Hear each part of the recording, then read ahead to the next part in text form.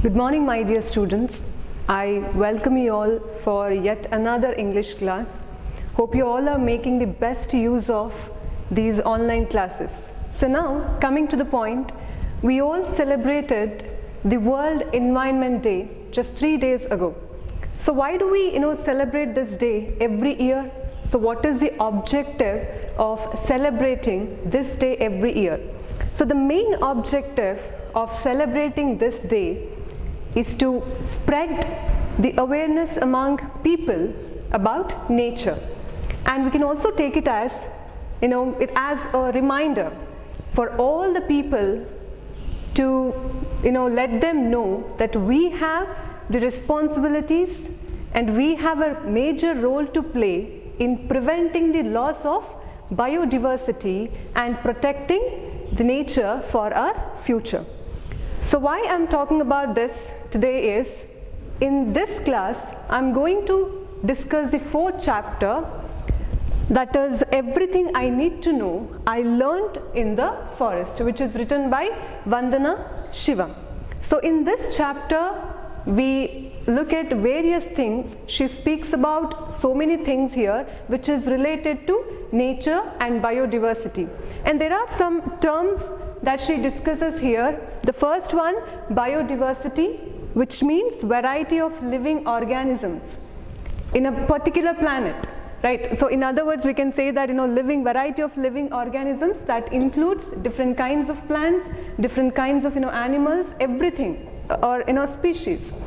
In the next one, Chipko movement, she also brings here Chipko movement, which started in the year 1970s in India. Another one, monoculture. Mono is single or one.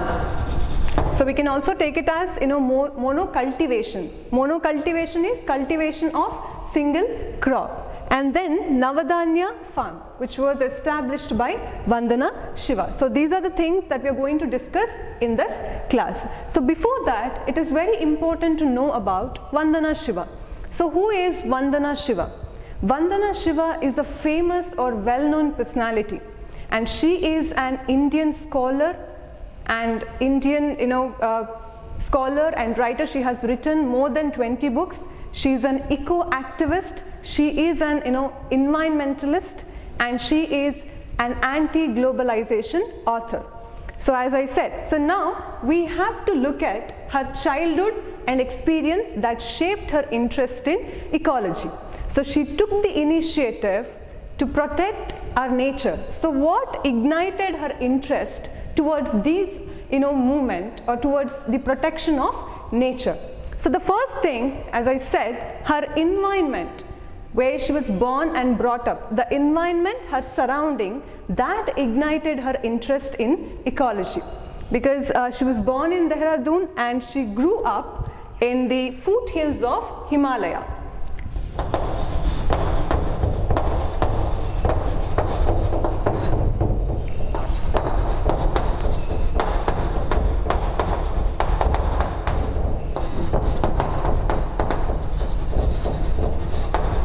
So we can also say that she had a very deeper connection, or she had the very close connection with the nature and the Himalayan forests. So it was like her playground, and somewhere she had, as I said, she had that friendly relationship with the nature and its ecosystem. So that is the first factor that ignited her interest in ecology. Another thing, her parents, they also fueled her interest in ecology. Her father was a forest conservator.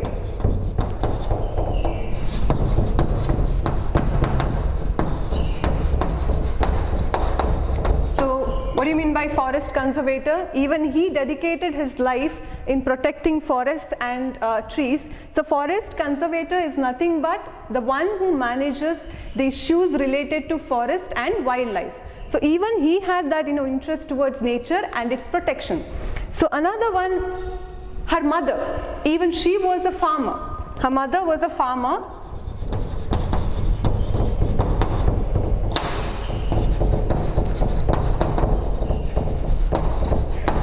So both her father and mother, they ignited her interest in ecology. So this is the another factor. So if you get any question about or regarding her childhood, you can include all these points. And then what else shaped her interest? Another thing, her mother. Since her childhood, she heard only about forest and nature and how we need to protect her. And she always believed that not only Vandana Shiva, but the women of Garhwal or Himalayan region, they all believed that the protection of forest, trees and nature and even biodiversity, that is the responsibility and duty of every human being, since we all depend on nature. Because we all know that without nature, we cannot survive. So if nature goes out of control, then nobody can stop her or stop it, and that is why we have to keep them alive. So that was the thinking of those women as well as Vandana Shiva. And she also mentions here that even though the women of Garhwal or Himalayan in her region, even though they were uneducated, still they knew something about forestry. Forestry is about forest. They all treated the trees or forests like living things.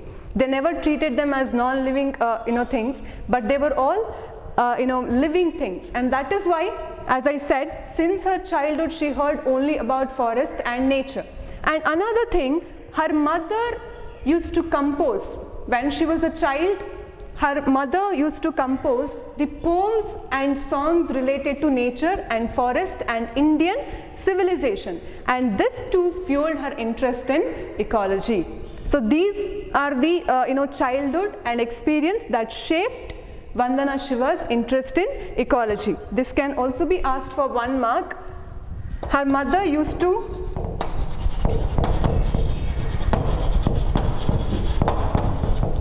compose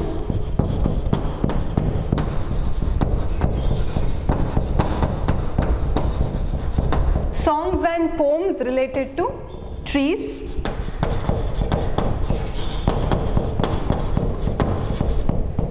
forests,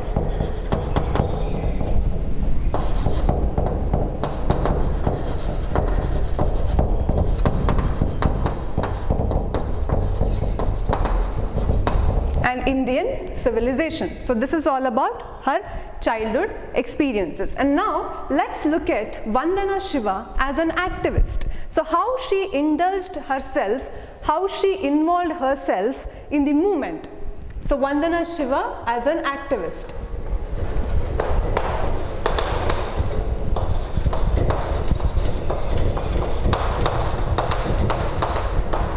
So her ecological journey or her involvement in ecology that began with Chipko movement.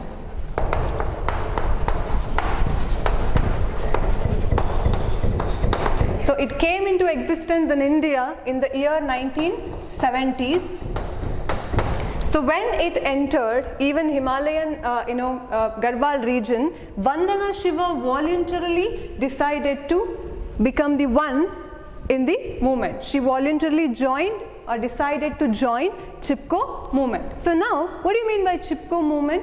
So Chipko movement is a non-violent response to a large-scale deforestation which was taking place in the region of Himalayan or Garhwal Himalaya. So non-violence, they did not attack anyone, they did not create any vandalism deliberately damaging everything or harming everything, but they did not do any such things, but they were very silent, and following non-violence they tried to protect the trees. So here, as I said, she decided to join Chipko movement, and even the peasant women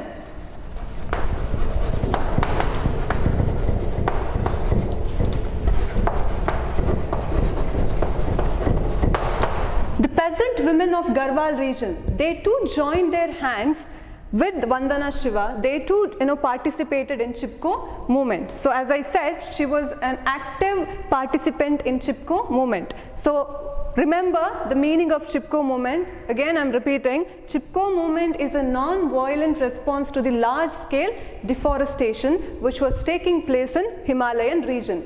That means the men there in that region, or the educated men, they were cutting down the trees. Deforestation is cutting down the trees. for money, because for those men, tree is equal to money and it brings profit for them. They never, realized, they never thought about the consequences of this deforestation. But these peasant women, so peasant women means the farmers, the women who used to work in the farms or fields. These women, though they were uneducated, but still they knew the real value of forest, because they had to face lots of problems because of this deforestation. So what are the problems that these women faced because of deforestation? It is given in the page number 23. So logging had led to, logging is again cutting down the trees. Because of deforestation, they had to face landslide and floods.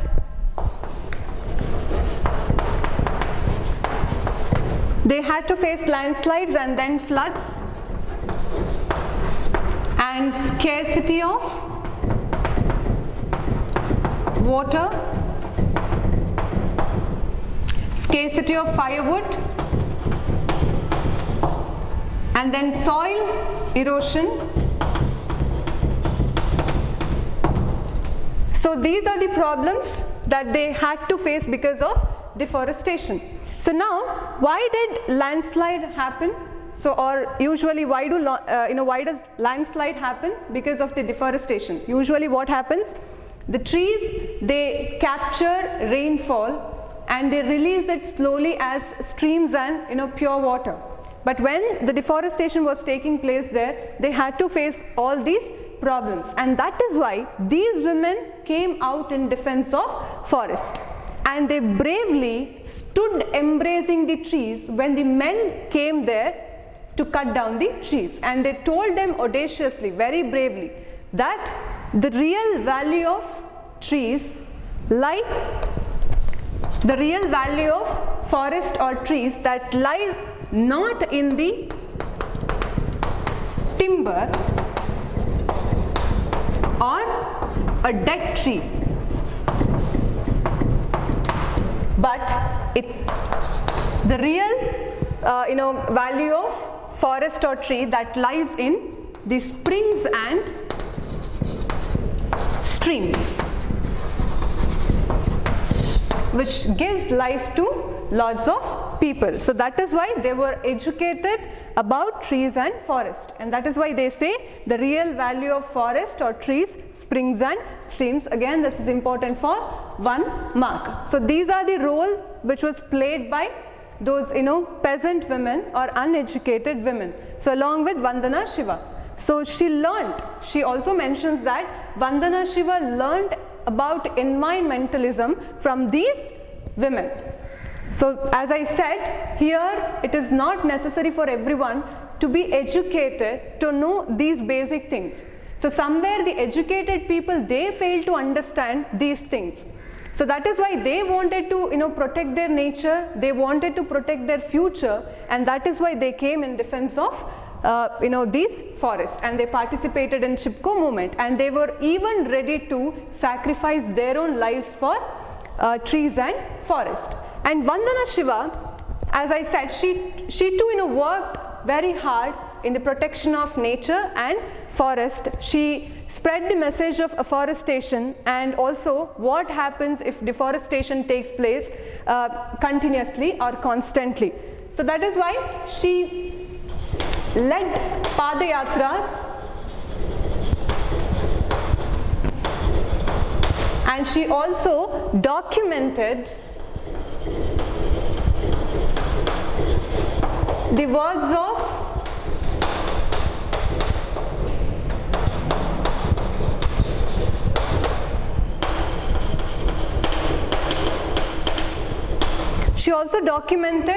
words of forest activists, and she also indulged herself in spreading the message of Chipko movement. So these are the works that is done by Vandana Shiva in her vacation. So now these things are about her childhood that ignited her interest in ecology, and this is Vandana Shiva as an activist, how she participated in Chipko movement, and about the peasant women who came out in defense of forests. And now we'll look into one more incident that Vandana Shiva mentions here. That is the incident of Bachni Devi.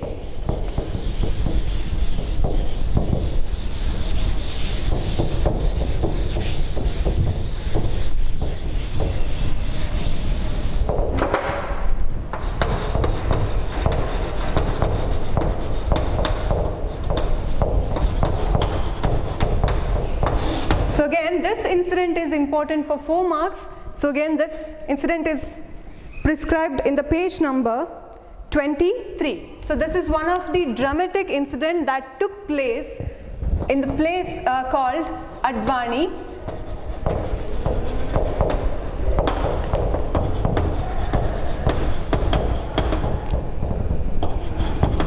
In the year 1977. So here Bachni Devi, she was a village woman.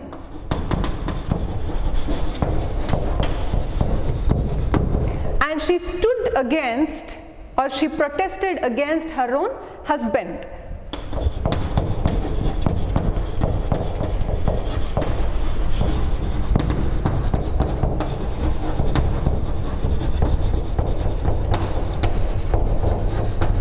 As I said earlier, these women of Garhwal region, they were even ready to sacrifice their own lives, and they even ready to do anything just to protect nature and forest.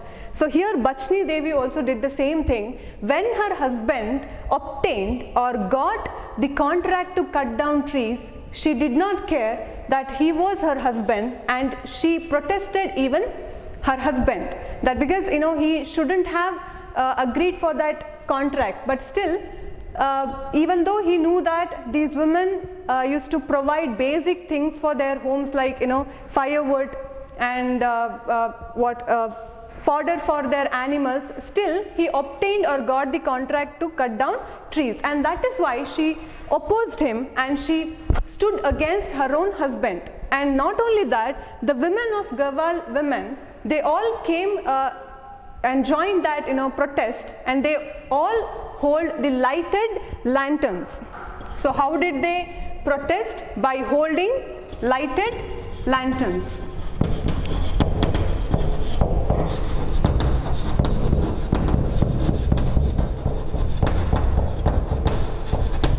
So this was the way how they used to protest when the loggers came there or the officials came there. So when the government officials and men came there, they just held lighted lanterns, even though it was a broad daylight. It was not night, but it was a broad daylight, but still they protested with these lighted lanterns. And that is how they did not allow the men or the government officials to cut down trees. But still, the government officials, they did not convince so easily. They questioned the women and they also humiliated those women that they did not know anything about forest. But at that moment, these women told them they have to kill them before cutting down the trees, and they have come there to teach forestry. Forestry is about forest. So, and they also sang a song. Again, it is given in the textbook, page number 24. They say, what do the forest bear? So, as I said earlier, the government officials, they said that for them, forests give them resin. Resin is a sap or a gum, resin and timber. For them, tree is equal to money, or it brings profit. But they sang back and they said, so these trees bring them, or it gives, or it produces, or it bears the pure air, soil and pure water. So these are the real values of forest. So this is how Bachni Devi protested against her own husband. So again, this is important for 4-mark question. Just narrate the incident of Bachni Devi, who stood against her own husband just to protect the trees when the officials came there to cut down the trees. So this is all about Bachni Devi. So the next concept here, she speaks about monoculture.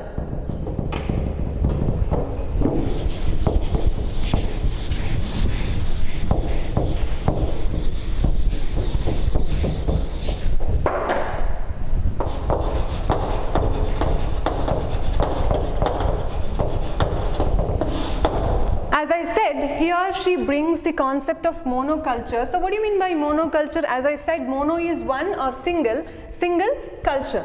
She has also written the book called Monocultures of the Mind.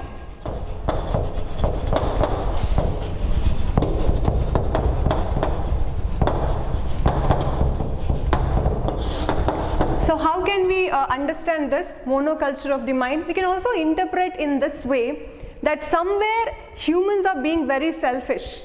They are not thinking about nature and its ecosystem. We are not trying to save them, because we get lots of things, lots of benefits from nature, but instead keeping her calm and alive, we are damaging her and we are showing her atrocity over her, and we are dominating her and we are exploiting her. So again, here she mentions the root of all problems is human beings. So we have to understand that if we want to live peacefully, if we want to live happily, then the nature should be calm and we have to keep her happy and alive. So that is our responsibility. So somewhere monocultures of the mind, and she also speaks about, we can also connect this to monocultivation. So what do you mean by monocultivation? Cultivating or the cultivation of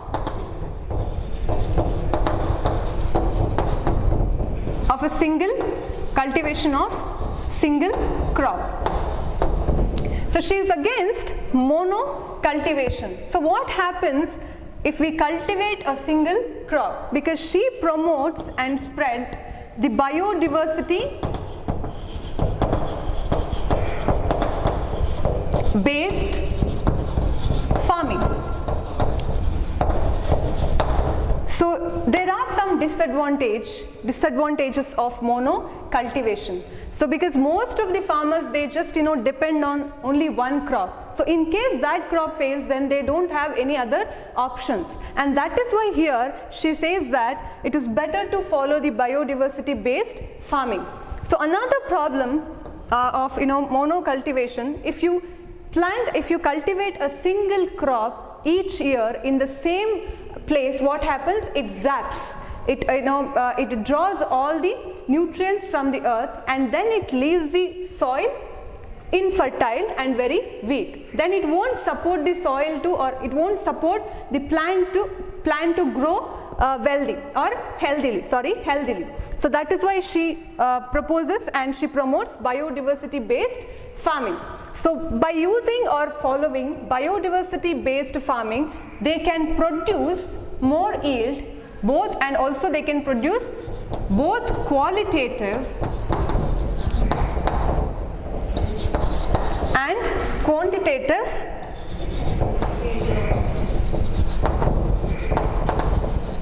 products or food.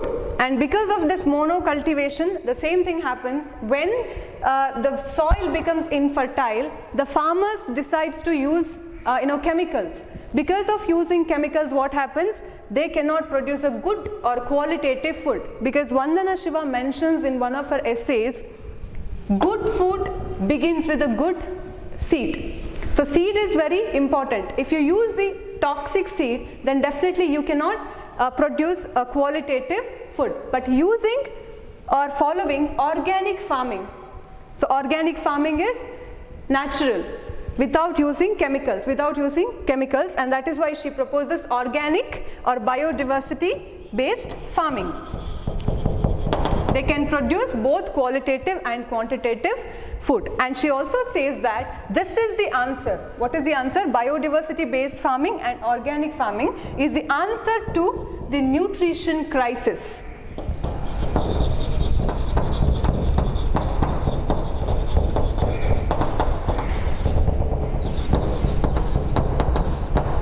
And that is why Vandana Shiva started collecting varieties of or different kinds of seeds from the various fields and from the various farmers. And when she thought of giving training and demonstration for the farmers, because she thought that giving education for those farmers about organic farming, they needed a farm. And that is why she started or established Navadanya farm, which is given there in the page number 24. she started Navadanya farm in 1994 in the Doon Valley, located in the lower elevation in Himalayan region of Uttarakhand province. Again, this can be asked for 1 mark. So she started Navadanya farm so that she can collect different types or various types of seeds, and she can also promote biodiversity, and she can also give training for the farmers to make transition from chemical based farming to biodiversity or organic based farming. That is why she started Navadanya farm. And in that Navadanya farm, they say, so today we conserve and grow 630 varieties of rice. So after establishing Navadanya farm, she has worked a lot, and they have conserved and they grew 630 varieties of rice. And not only that, 150 varieties of wheat. They have also conserved and saved 150 varieties of wheat and other 100 species, different kinds of species. So these are the works that is done by Vandana Shiva and her farm. So at the same time, somewhere she also mentions in her book Monocultures of the Mind. So today most of the biodiversity and its functions, they are on the verge of impoverishment. They're almost the number of different kinds of species, they are decreasing, and that is why she says, what is the reason for that? They are on the verge of extinction, and that is the failure of human beings to understand its importance in our lives. So that is why she says somewhere, the monocultures of the mind. So this earth is not only for human beings, we should also think that there are also other different kinds of species living on this earth, and we have to respect their rights. So that is our responsibility. So we should not be selfish, but we should be selfless just like nature. This is what she says here. As I said, here in Navadanya farm, they conserve different kinds of, or they protect and they save different kinds of seeds, varieties of seeds, and they promote biodiversity farming so that they can give or produce a good qualitative as well as quantitative food for the people. So another thing she also says here, the protection of biodiversity and living economy has become her life's mission. So she has completely dedicated her life to protect life to nature and its protection, and also biodiversity. So these things are about Navadanya. Again, Navadanya is important for 4-mark question.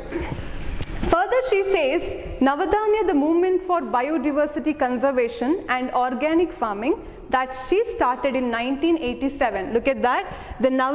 She established Navadanya farm in 1994, and the moment that started even earlier, 1987. So she started that movement just to protect the biodiversity. So today, all over the India, across the India, along with the help of farmers, they have they have established more than 100 seed banks so that it could help the farmers. So now it also helps farmers, and they need not buy or purchase toxic seeds. So this is all about Navadanya and monocultures. So I'll discuss the remaining points or remaining portions in the next class. So these things are important for your examination, and monoculture as well as Navadanya, this can be asked for 4 marks. So yes, let's discuss the remaining portions in the next class. Till then, take care of yourselves, and thank you.